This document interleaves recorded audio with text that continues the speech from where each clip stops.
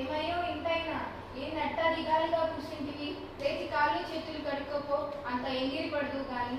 ఈ ఎంగిలి పట్టం కంటే చస్తే బాగుంటుంది కదే. ఏమైందయ్యా ఎట్టా మాట్లాడుతున్నావు?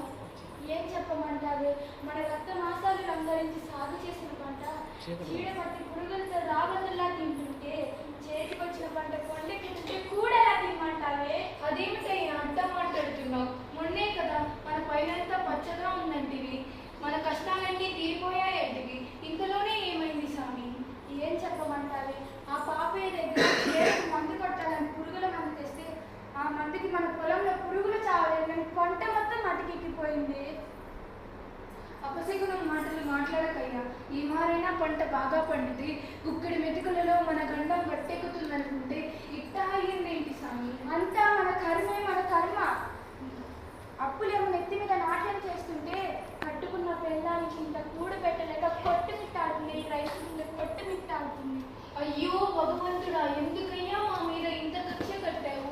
ఇకనైనా మా బాధలు ఆలకించవా స్వామి? దేవుడు ఎక్కడున్నాడే? ఆ దేవుడు చేతిలో చిల్లి గవ్వలేదు. మన దీన స్థితిని చూస్తుంటే దేవుడు ఉన్నాడా లేక బండరాయిలో చూస్తున్నాడా అనిపిస్తుంది. ఇప్పుడు ఏటైంది స్వామి? కరణం గారి దగ్గరికి వెళ్ళి మీరు ఇచ్చిన మందులు పని చేయలేదు, మంచి మందులు అడగకూడదు. మందులు కావాలంటే రొక్కం కావాలి కదే. పంటలు పండిన తర్వాత ఇస్తామని చెప్పి మన బాధలు ఆలకించయ్యా. మన బాధలు విడమరిచి చెప్పయ్యా. బాధలు చెప్తే కనికరించే వాళ్ళు కాదే. వాళ్ళు రూపాయికి రూపాయి వడ్డీ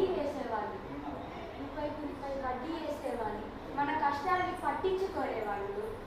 ఇప్పటికే పొద్దు ఎక్కువైంది. కరణం గారు మందులు ఇస్తాడో ఇవ్వడో? అయితే నా మెడలో తాలిబొట్టు ఉంది కదా, ఇది ఎక్కడైనా అమ్మి డబ్బులు తీసుకొనిరా. ఈ డబ్బులతోటి మందులు తీసుకొనిరా. లగ్నమైన దగ్గర నుంచి నీకు ఏమీ ఇవ్వలేదు, గొడ్డు చాకి తప్ప. నీ నుంచి ఇది కూడా దూరం చేయమంటావా? అది కాదయ్యా, ముందు ఈ పంట బాగా పండితే ఇట్లాంటి బంగారం ఇంకా కొనిద్దు కానీ ముందు వెళ్ళి మందులు తీసుకొనిరా. ఏంటో నామలు ఇలా వచ్చా? ఏం చెప్పమంటారు కదా, మీరు ఇచ్చిన మందుకి చీడపోకపోగా పొలం మొత్తం ఎండిపోయిందయ్యా. అయితే నన్నేం చేయమంటావు? నేను మందులు తయారు చేసినా ఏంది? అట్ట మాట్లాడతారేం స్వామి? మీరిచ్చిన మందు పని చేస్తుందిలే అని చెప్పి మా రైతుల పొలంలో మందు కొట్టి గుండెల మీద చెయ్యి వేసుకొని నిద్రపోతారయ్యా. ఈ మాటలకేం కానీ ముందు ఏం కావాలో చెప్పు. మీకు తెలియదు కాదు దొరా, మీరు ఇచ్చిన మందు పని చేయకపోగా పొలం మొత్తం మాడిపోయిందయ్యా. ఇప్పటికే నీ బాకీ చాలా ఎక్కువైంది, ఇంకా నా వల్ల కాదు నీకు అప్పు ఇవ్వటం. ముందు పాత బాకీ కట్టు. ఇదిగోండి స్వామి, మా ఇంటిది, అది మందుల కోసం మెడలో తాళి తీసి ఇచ్చిన. ఏది ఇవ్వు? బంగారమేను. సరే అయితే దీన్ని నా పాత బాకీ కింద జమ చేసుకుంటాను. ముందు వెళ్ళి డబ్బులు పట్టుకొచ్చి మందులు తీసుకోపో.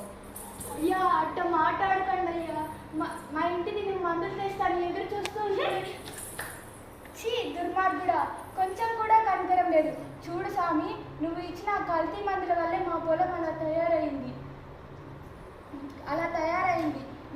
మా కష్టాన్ని జలగలా పీల్చుకు తింటున్నారు మీలాంటి కల్తీ వ్యాపారులు. మా మందులు కల్తీనా? మా మందులు కాదురా కల్తీ. మీకు వ్యవసాయం ఎలా చేయాలో తెలీదు. ఏంటి స్వామి, మాకు వ్యవసాయం చేయడం చేత కాదా? రైతులంటే ఏమనుకుంటున్నావు? నీలాంటి కల్తీ నా కొడుకులకి కూడా పట్టుడన్నా కావాలని మా బొట్టలు మార్చుకొని లాభం వచ్చినా నష్టం వచ్చినా తలను ఆకాశం వైపు చూపిస్తూ కన్నీటిని తగ్గి బతుకుతున్నారే వాళ్ళే స్వామి రైతులంటే. అయ్యా నువ్వు ఉండవయ్యా, నీకు తెలియదు ఉండరా? చూడు స్వామి, మా రైతులంటే ఏమంటా మా రక్తం చెమటగా మార్చి పొలం దున్ని సాగు చేసి నీరు పట్టి రాతనగా పగలనగా పైరుకి కావలి కాచి చిన్న పిల్లల్ని పెంచినట్లు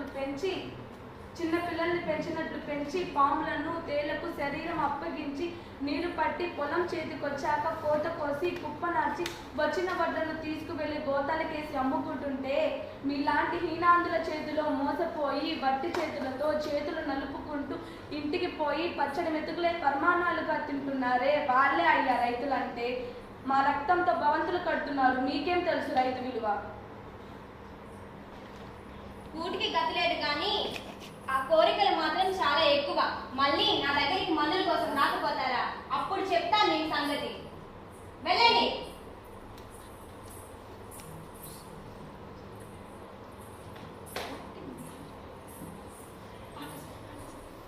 పల్లెటూరి పచ్చదనం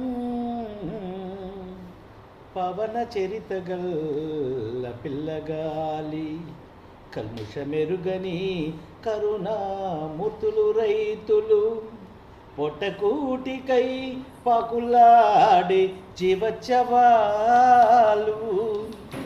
దగా కోరు చేతిలో మోసపోయిరి రైతులు చినుకు చుక్క కోసం ఎతుకుతున్నారు అభాగ్యులు పొద్దంతా పని చేసిన దేవుడా పూటకు కరువాయరా రైతన్నకు పూటకు కరువాయరా రాకాసి పాములు మా పొట్టలు కొడుతుంటే రాకాసి పాములు మా పొట్టలు కొడుతుంటే పనికి తగిన ఫలితమే రాదాయ దేవుడా పనికి తగిన ఫలితమే రాదాయ దేవుడా ఆకలి బాధలు చూడు దేవుడా పల్లె కన్నీళ్ళు పెట్టే దేవుడా ఆకలి బాధ చూడు దేవుడా పల్లె కన్నీళ్ళు పెట్టే దేవుడా మా పల్లె కన్నీళ్ళు పెట్టే దేవుడా. ఇంక మోనన్నా ఎవరిమని ప్రజలకు తెలియజేయమనగా మన పంచాయతీ ఆఫీస్ దగ్గర గవర్నమెంట్ వారు ఏర్పాటు చేసిన వ్యవసాయ అధికారులు వస్తున్నారంట. గ్రామంలో ఉన్న ప్రజలంతా మీ పొలానికి సంబంధించిన సలహాలు గవర్నమెంట్ వారు ఇచ్చే ఉచిత మందులు తీసుకువెళ్లాల్సిందిగా తెలియజేయండి అయినారు.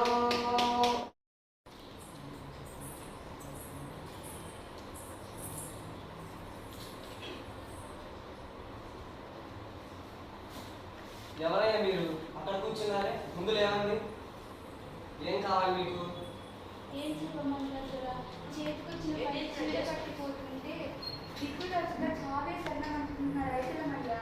అవును స్వామి, కల్తీ మందులు అమ్మే దగాకోరుల చేతుల్లో మోసపోయిన నిర్భాగ్యులమయ్యా. మీరే దిక్కు స్వామి, ఆదుకోండి. ముందు లోపలికి రండి. అసలు ఏం జరిగింది వివరంగా చెప్పండి. మన ఊరి కరణం గారు ఉన్నారు కదా. అవును, పైకి మందులు అమ్ముతూ ఉంటాడు. పొలంకి చీడ పట్టిందని పురుగుల మందు తెచ్చి చల్లితే చీడ పోలేదు, కానీ పొలం మొత్తం మాడిపోయిందయ్యా. ఏం మందు చల్లారు? ఏమో తెలియదు దొరా, యూరియా మాత్రం ఒక బస్తా చల్లాను. చూడు దొరా, మాకేం తెలుస్తుంది? ఆ స్వామి పొలం ఎంత ఉందో చెప్తే మందులు ఇచ్చినాడు, అదే తీసుకొని వెళ్ళి చల్లేవాళ్ళం. రొక్కం కింద పంట పండిన తర్వాత ఒడ్లు కొలిచేవాళ్ళం. మీలాంటి అమాయకులు ఉండబట్టే ఆ దళారాలు నాసి రకం మందులతో మీ రక్తాన్ని పీల్చి భవంతులు కడుతున్నారు, మిమ్మల్ని పీల్చి పిప్పి చేస్తున్నారు. మీకు చదువుకోకపోవడం వల్ల ఇదంతా జరిగింది. మీలాంటి వాళ్ళ కోసం మన ప్రభుత్వం అలాంటి ఉద్యోగులను నియమించింది. మీకేం భయం లేదు, నేనున్నాను. రండి, వెళ్ళి పొలం చూద్దాం. మీ పొలం ఇలా అవ్వడానికి కారణం ఈ నకిలీ మందులే. ఈ నకిలీ మందులు వాడటం వల్ల పొలంలోని భూమిలో నత్రజని లోపం బాగా కనిపిస్తుంది. పైరు ఇలా ఎండిపోవడానికి కూడా కారణం అదే. నేను కొన్ని మందులు ఇస్తాను, అవి వాడు. నా త్వర మందులు ఇస్తాను.